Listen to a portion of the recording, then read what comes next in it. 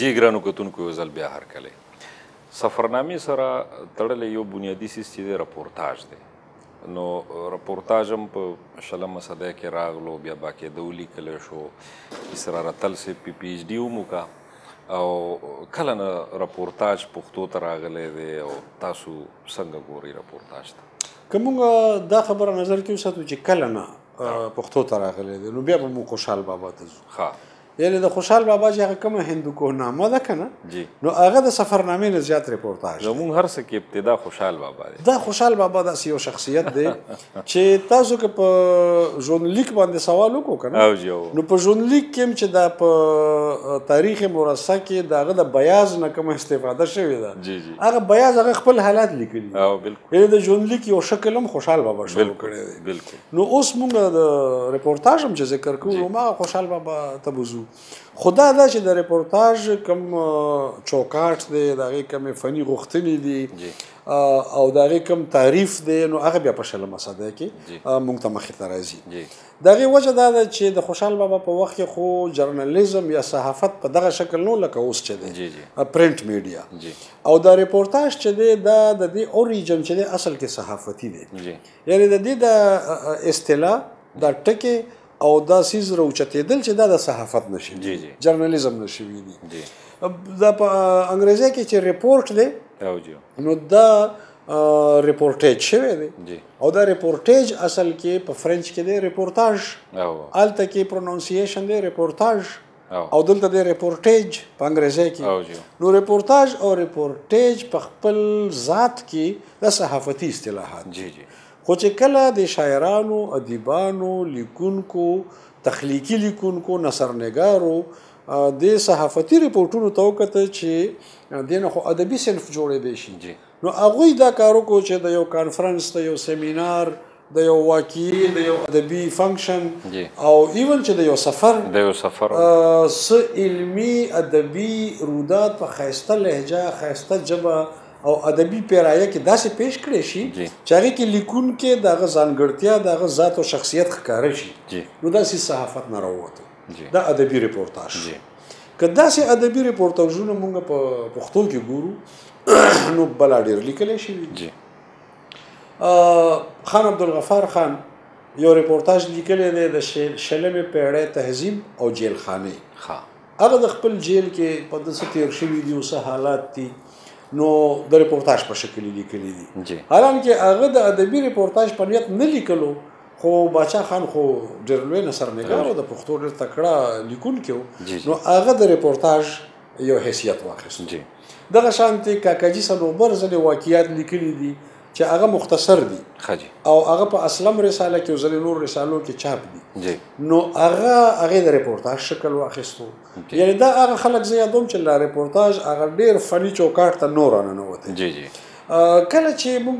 فني چوکاټ ته راځو نو بیا ډېر ښه رپورتاژونه زموږ مخې ته راځي یعنی د اجمل خټک د زه پاګل وم دا اوس په فن هم پوره او په اثر او تاثیر هم پوره او ډېر اوچت معیار یو رپورتاژ دی لکه موږ چې د کرشن چندر پودې یادو په اردو کې چې هغې ټول بر صغیر متاثر کړی دی زما خیال دی چې د اجمل خټک د زه پاګل وم چې دی د پوره پښتونخوا او افغانستان او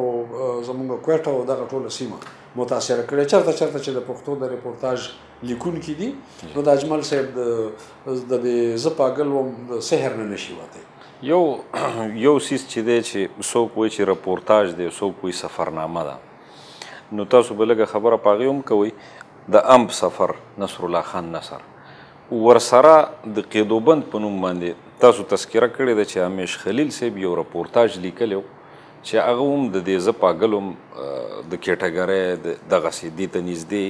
د جیلونو د مختلفو حالاتو نو ستاسو کتاب کې تذکره شته خو همیش صاحب هغه چاپ کړی نه دی نو په دې دوو اثارو لږه خبره وکړو دا بالکل دواړه ډېر اهم دي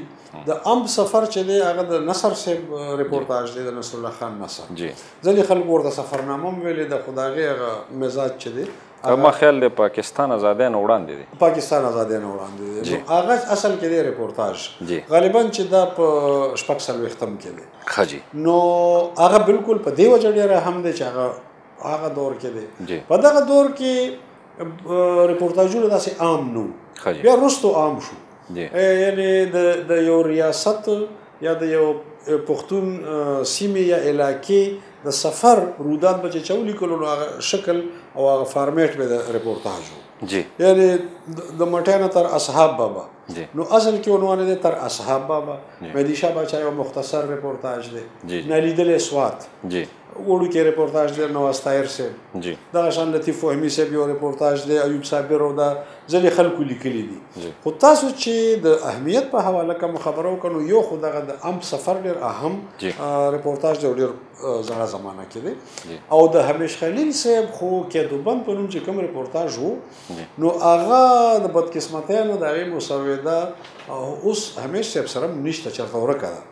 خو د هغې یو حواله خو د ایوب صابر کتاب کې راغلی ده جدید پښتو ادب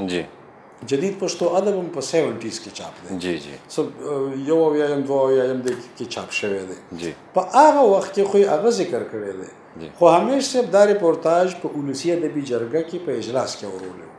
او ایوب صابر ته هغه تاثر تر 70s پورې یاد و نو کله چې صابر صاحب د ریپورتاج والا باب لیکلو خپل کتاب دپاره نو هغه په ریپورتاجونو چې بحث کړی دی نو د اجمل صاحب سره پیوست یې د همیش صاحب د کېدو بند ذکر کړی دی او صابر صاحب لیکلی دي چې د تاثیر په حواله د اثر په حواله دا یو ډېر شاهکار ریپورتاج دی د همیش خلیل کېدو بند اوس مسله دا ده چې موږ هغه ونه کتلو د هغې مسوده نشته همیش صاحب نه مرکه ده نو دا واقعي چې که دغه کتاب محفوظ شوی وی چاپ شوی وی نو د ام سفر نه پس د همیش خلیل صاحب دا ریپورتاج خو به بیخي د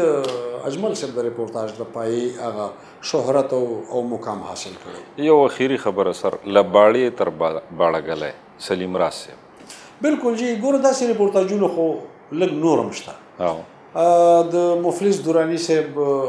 ګڼ ریپورتاجونه په یو کتاب کې چاپ دي له باګرامه تر باګرامه که څه داسې څه نومې دی د زبیر ریپورتاج دی له مردانه تر مردانه زما خپل ریپورتاج دی د سپین بولدک په لور